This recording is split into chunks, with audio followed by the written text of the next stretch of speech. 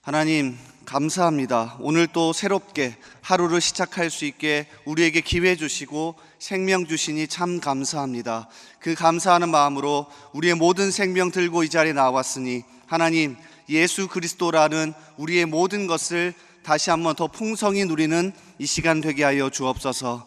먼저는 말씀 앞에 겸손하게 서려고 합니다. 우리의 귀를 여시고 우리의 마음을 여셔서 이 시간 말씀이 하나님의 음성이 되게 하여 주옵소서. 그래서 그 말씀 붙들고 오늘 하루를 승리하며 믿음으로 살아가는 우리 모두가 되도록 인도하여 주옵소서. 주님, 우리나라 대한민국을 위해 기도합니다. 불쌍히 여겨 주옵소서. 마음이 하나 되게 하시고 특별히 위정자들이 국민을 사랑하고 하나님을 두려워하게 하셔서 우리나라 성경적 가치관이 더 발현될 수 있도록 정치, 경제, 사회, 문화 모든 분야를 붙잡아 주옵소서.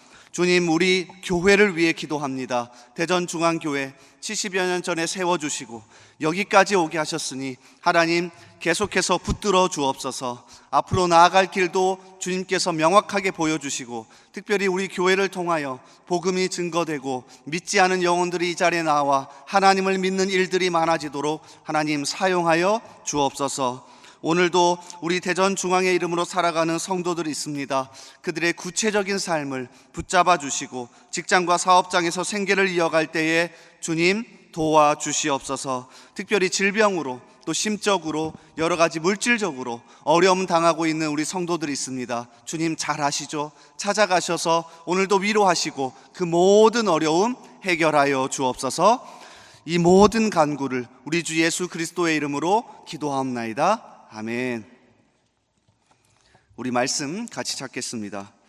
하나님께서 오늘 우리에게 주시는 말씀 구약성경 창세기 35장입니다.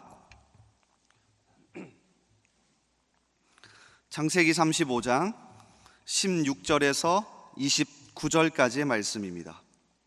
제가 가진 성경 구약 54면에 있습니다. 우리 한 절씩 교독하겠습니다. 제가 먼저 읽습니다.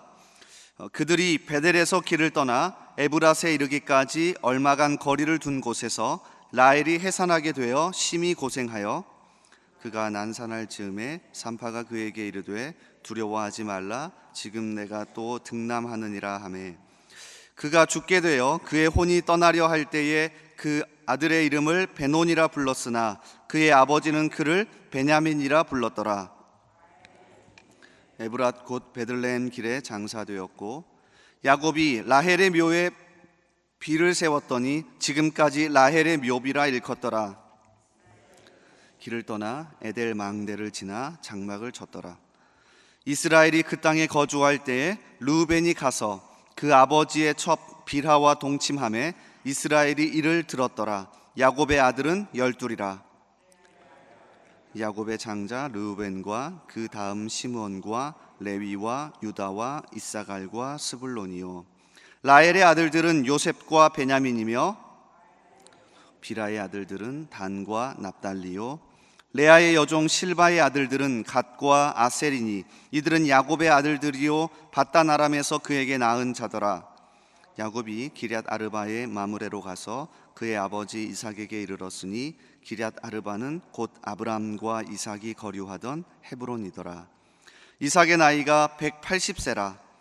이삭이 나이가 많고 늙어 기운이 다함에 죽어 자기 열조에게로 돌아가니 그의 아들 에서와 야곱이 그를 장사하였더라. 아멘. 오늘도 새벽을 깨워 나오신 여러분을 진심으로 환영합니다. 이 시간 말씀 가운데 강력한 하나님의 음성을 들으시고요, 또 그 말씀 붙들고 기도할 때에 우리의 모든 기도에 하나님께서 응답해 주시기를 주님의 이름으로 축복합니다. 이 시간 함께 읽은 말씀을 중심으로 하나님의 구원은 조건 없이 임한다. 하나님의 구원은 조건 없이 임한다 라는 제목으로 같이 말씀 나누겠습니다. 오늘 본문 말씀은 우리가 같이 읽긴 했지만 서로 관련 없는 것 같은 이야기들이 파편적으로 나열되어 있습니다. 한번 보십시오. 라헬의 죽음, 베냐민의 탄생, 장자 르우벤의 일탈, 야곱 12아들의 명단, 이삭의 죽음.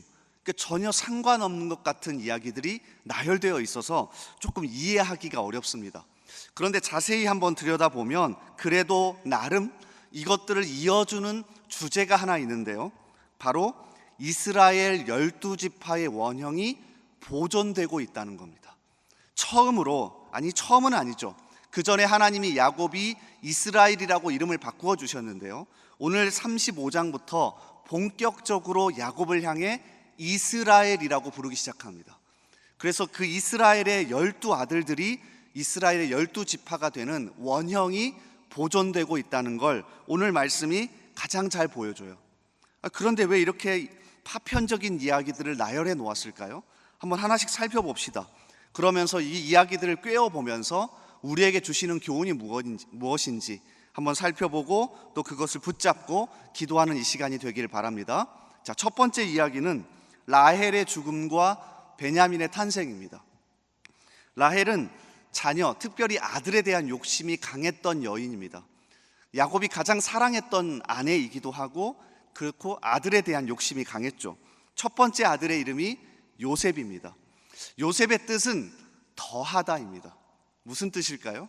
첫 번째 아들 요셉을 낳고 라헬이 만족하지 못합니다. 하나님, 아들 더 주십시오. 하나님, 아들 더 주십시오 라는 의미로 요셉이라고 지었습니다. 실제 그녀의 강렬한 욕망 때문인지 아들을 하나 더 낳긴 하는데 아들을 낳다가 죽습니다. 그러면서 너무 서러운 마음에 아들의 이름을 베노니라고 짓습니다. 아니, 어떤 엄마가 아들의 이름을 슬픔, 고통의 아들이라고 짓습니까? 그만큼 이 여인은 아들에 대한 욕망이 강했고 둘째 아들을 낳고 죽은 이 안타까운 마음에 베논이라고 지어요. 여러분, 이 아들의 입장을 생각해 봅시다. 평생 베논이라고 불립니다. 너는 슬픔의 아들이야. 너는 아픔의 아들이야. 평생 상처가 되었을 겁니다. 그런데 아버지 야곱이 이름을 바꿉니다. 뭐라고요? 베냐민. 우리가 오른손의 아들이라고 알고 있는데요, 더 정확한 뜻은 기쁨의 아들, 행복의 아들입니다. 관점에 따라 가치가 달라집니다.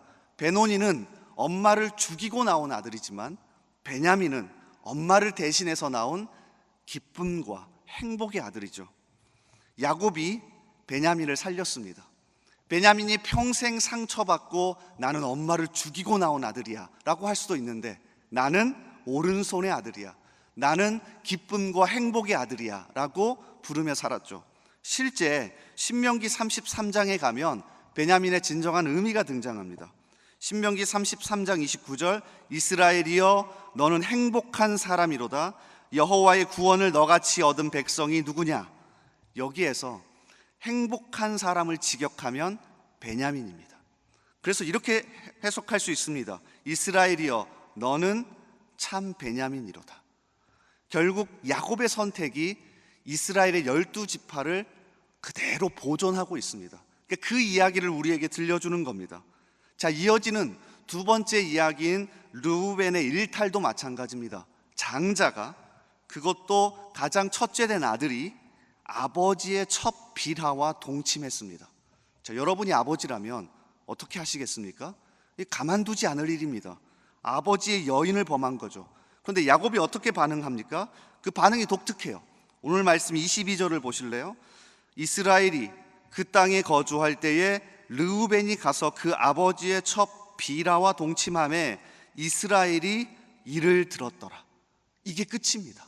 화를 내었더라, 분노했더라, 너는 이제 내 아들도 아니다, 너는 이제 다른 곳에 가서 살아라, 도 아닙니다. 처벌하지 않고 이스라엘이 이를 들었더라 라고 끝냅니다. 무슨 의미일까요? 야곱이 유부단해서입니까? 야곱이 유약해서 아들 하나를 어찌할 줄 몰라서입니까? 아닙니다. 문맥상 성경은 우리에게 이렇게 이야기하는 겁니다. 야곱이 참고 있다. 야곱이 인내하고 있다. 그래서 이스라엘의 12지파가 보존되고 있다. 바보같이 참고 살라는 게 아닙니다. 하나님의 커다란 계획과 약속 앞에 조금 더 엎드리라는 거예요. 나중에 가보면 르우벤은 벌을 받습니다. 49장에 가보면 르우벤은 잘못했고 장자의 축복을 상실해버립니다. 그러니까 분명히 르우벤은 잘못했어요. 근데 야곱이 이스라엘로 이름이 바뀌면서 인내하면서 하나님의 커다란 12지파의 구원의 보존을 하고 있는 거죠. 자, 그러면서 이어서 22절부터 26절까지 야곱의 이스라엘의 12아들 명단이 이어집니다. 자, 한번 보실래요? 야곱의 아들은 12이라. 레아의 아들들은 야곱의 장자 르우벤과 그 다음 시므온과 레위와 유다와 이사갈과 스불론이요, 라헬의 아들들은 요셉과 베냐민이며, 라헬의 여종 비라의 아들들은 단과 납달리요, 레아의 여종 실바의 아들들은 갓과 아셀이니 이들은 야곱의 아들들이요 밧단아람에서 그에게 낳은 자더라. 이제 우리는 이 명단의 속사정을 너무나도 잘 압니다. 왜 이제서야 이렇게 12명을 정리하고 있을까요? 지금까지의 이야기를 살펴보면서 이스라엘의 12지파가 어떻게 시작되는지를 적나라하게 보여줍니다. 제가 이스라엘에 속해 있던 한 지파였으면 이렇게 기록하지 않습니다. 특별히 창세기 모세가 기록했잖아요. 자기는 레위 지파입니다. 이렇게 기록하지 않습니다. 자기의 조상의 이야기를 미화하고 꾸며서 기록했을 겁니다. 아니, 그렇지 않습니까? 여러분이 여러분의 부모님의 이야기를 적는다고 할 때 그들의 잘못을 그대로 다 기록합니까? 그렇지 않을 겁니다. 그런데 그대로 기록하고 있습니다. 아버지의 여인과 동침한 장남, 칼을 들고 한 성읍을 몰살한 둘째와 셋째, 이복 형이 자신의 엄마와 동침해서 평생 상처를 안고 살아가야 할 동생들, 엄마의 죽음과 함께 태어난 아들, 지독한 아버지의 편애 때문에 소외당하며 살았을 아들들. 이 명단은 우리에게 이 사실을 적나라하게 보여줍니다. 이유가 뭡니까? 이스라엘의 12지파는 이렇게 초라하고 사악하고 아무것도 없는 것 같은 인생을 통해서 이루어져 가는 겁니다. 오늘 말씀은 이것을 적나라하게 우리에게 보여줍니다. 이것이 은혜 아닙니까? 우리의 구원은 우리의 어떠함에 있지 않습니다. 이스라엘이 12지파가 되어서 세상을 구원하는 빛으로 세워지는 것은 그들의 어떠함에 있지 않습니다. 어떻게 합니까? 하나님에게 있습니다. 하나님이 조건 없이 선택하시고 지독히도 이기적인 그들의 마음을 뛰어넘어 은혜를 주셔서 구원이 임합니다. 혹시 오늘 이야기를 들으면서 야곱의 집안이 콩가루구나, 어떻게 이런 집안이 있을 수 있지? 그렇게 생각하지 마십시오. 구원받기 전 우리의 상태가 딱 이렇습니다. 구원받기 전 우리에게 선한 것이 하나도 없었고 철저하게 이기적이었는데 하나님이 우리를 구원하셨습니다. 그러니까 오늘 이야기는 얼마나 지독히도 이기적인 사악한 우리를 하나님이 조건 없이 구원하는지를 보여줍니다. 이걸 깨달으셔야 합니다. 그래야 우리가 겸허하게 살 수 있고 자기 중심성에서 벗어나 살 수 있고 구원의 은혜가 얼마나 큰지를 깨달아서 감격 속에 살 수 있습니다. 오늘 이야기 앞에 적나라하게 우리 자신을 들여다보기를 소원합니다. 그래서 하나님, 정말 아무 조건 없는데 저를 구원해 주셔서 감사합니다. 오늘 이야기 속에서 그 구원의 감격 속에 다시 한번 일어서기를 주님의 이름으로 간절히 소원하고 축복합니다. 오늘 말씀을 붙잡고 기도하며 나아가기를 소원합니다. 하나님, 오늘 말씀을 들여다보며 내 자신을 들여다봅니다. 하나님, 아무 조건 없고 정말 지독히도 이기적이고 사악하고 아무것도 없는 저를 구원해 주셔서 감사합니다. 제가 잘나서가 아닙니다.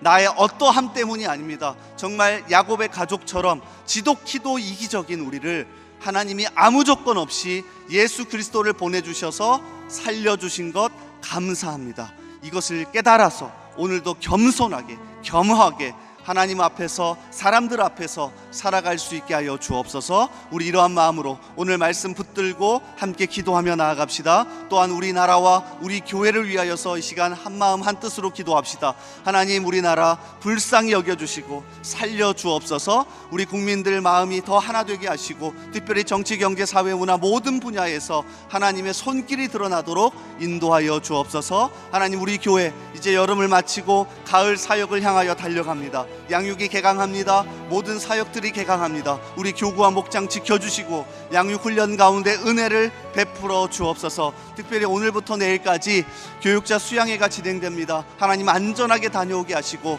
더 하나 되는 마음 주시고 영적으로 재충전되어서 더 사역 잘 감당할 수 있도록 해달라고 함께 기도해 주십시오. 이 시간 우리 교회와 우리 나라와 오늘 말씀을 붙들고 간절하게 기도하며 나아갑니다. 우리 주여 한번 외치고 기도합니다. 주여.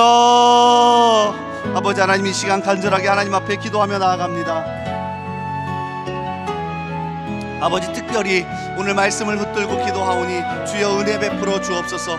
이스라엘의 12지파가 어떻게 보존됩니까? 야곱이 열심히 애쓰고 있습니다. 야곱이 인내합니다. 야곱이 어떻게든 다른 관점으로 가치를 부여합니다. 하나님, 그러나 이 모든 12명의 명단 속에 우리는 속사정을 합니다.